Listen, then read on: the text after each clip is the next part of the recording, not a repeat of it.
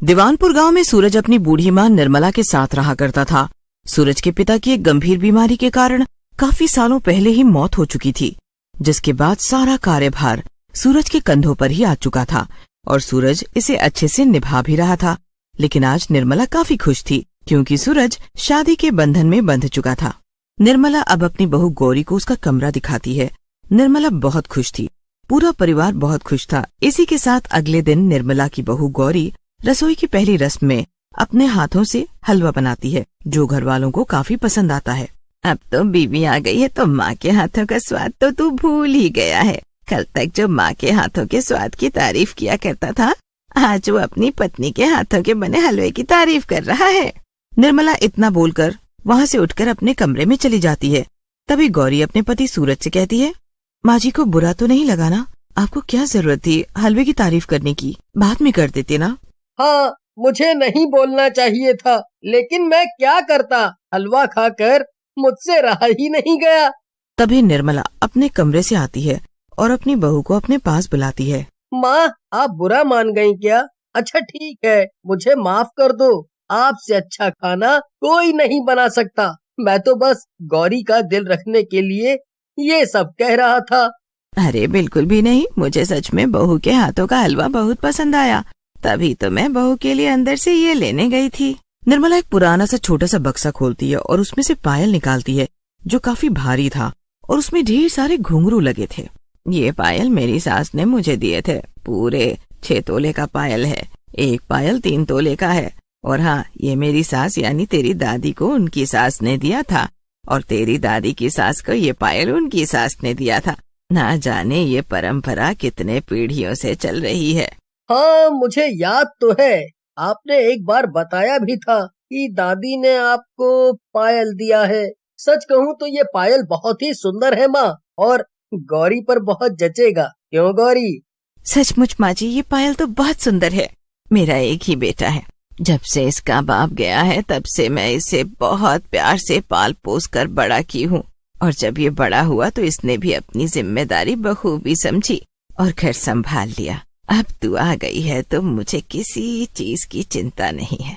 मैंने तो मान भी रखा था कि मैं सूरज की शादी होते ही तीर्थ यात्रा के लिए निकल जाऊंगी। कलावती के साथ परसों ही मैं तीर्थ यात्रा के लिए जा रही हूँ, तुझे बताना ही भूल गई थी।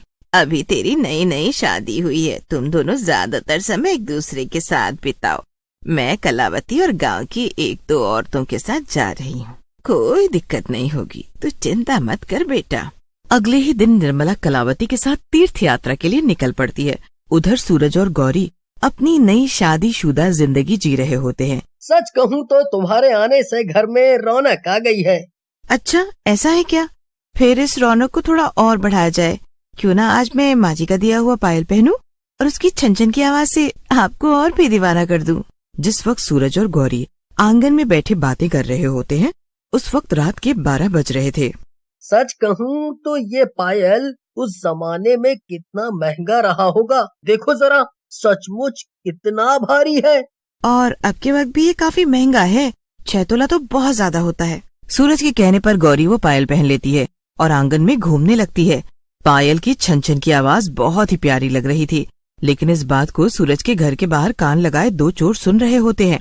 दरअसल दीवानपुर गांव में पिछले 15 दिनों से खूब चोरियां हो रही थी, जिससे गांव वाले बेहद परेशान थे। गौरी और सूरज दोनों ही अब अपने कमरे में सोने चले जाते हैं। गौरी वो पायल अपने पैरों में ही पहन कर रखती है।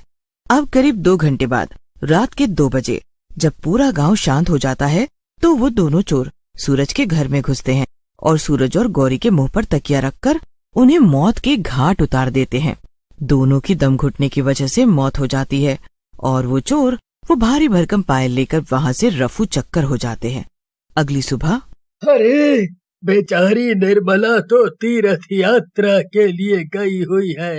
यहाँ उसके घर में चोरों ने चोरी तो की, लेकिन उसका सब कुछ लूट लिया। बहू बेटे को मौत के घाट उतार दिया उन दुष्टों ने। सारा गांव सन्न रह जाता है और जब अगले दिन तो वो भी अपने बहू बेटे को खोने के बाद पागल सी हो जाती है। लेकिन कोई कर भी क्या सकता था, जो ऊपर वाले को मंजूर था वही हुआ। इस बात को कई महीने बीत जाते हैं। एक रोज गांव की कुंती हैंडपंप पर देर रात पानी भर रही होती है। तभी उसे पायल की आवाज सुनाई देती है। यहाँ आसपास दूर दूर तक कोई नहीं है और ये पायल की आवाज कहाँ से आ रही है? कुंती इधर उधर देखने लगती है, लेकिन उसे दूर दूर तक कोई नजर नहीं आता। तभी जब कुंती पानी लेकर घर जाने लगती है तो उसके सामने अचानक से एक चुड़ैल खड़ी होती है, जिसे देखकर कुंती वहीं बेहोश हो जाती है। कुछ देर बाद जब कुंती को होश आता है तो अपने घर के आंगन में खाट पर पड़ी मिलती है और लोगों ने उसे घेर रखा होता है। अरे कुंती, अब तो तुम्हारी उम्र हो गई है, क्या जरूरत है देर रात पानी लेने जाने की? देखो जरा कैसे बेहोश पड़ी थी तुम। अरे अभी भी मैं 17 साल 18 साल की लड़कियों के काम के मामले में छक्के छुड़ा दूं, लेकिन मेरे साथ तो कुछ ऐसा हुआ जिसे सुनकर आप लोगों के पैरों तले जमीन खिसक जाएगी। पहले तो मुझे पायल की आवाज आई, जब मैं मुड़ी तो मेरे सामने एक चुड़ैल खड़ी थी। लंबे लंबे दांत, आंख एकदम लाल, हवा में लहराते बाल, जिसे देखकर मैं डर गई और वहीं बेहोश हो गई।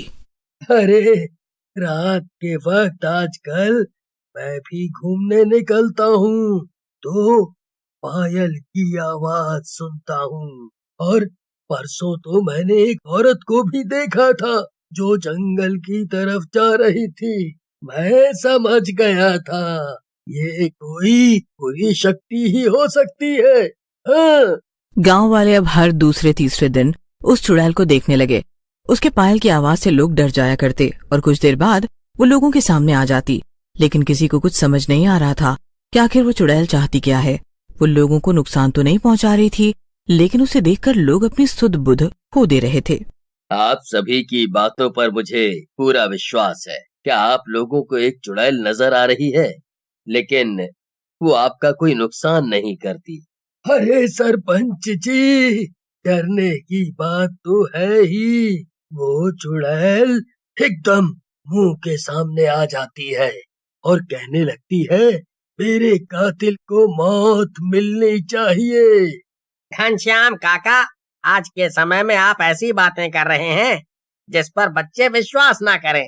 साइंस के जमाने में भूत प्रेत की बातें करना ठीक नहीं।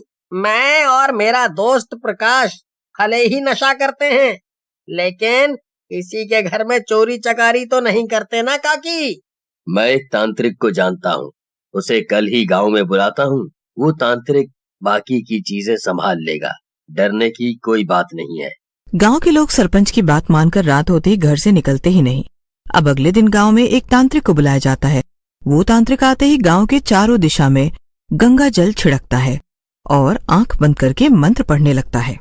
पलक निरंजन कर दे सबका भंजन, मैं उस आत्मा की बात कर रहा हूँ तो रात के वक्त पायल पहनकर पूरे गांव में घूमती है और उसे जो भी दिख जाए उसे अपने कातिल के बारे में बताने की कोशिश करती है।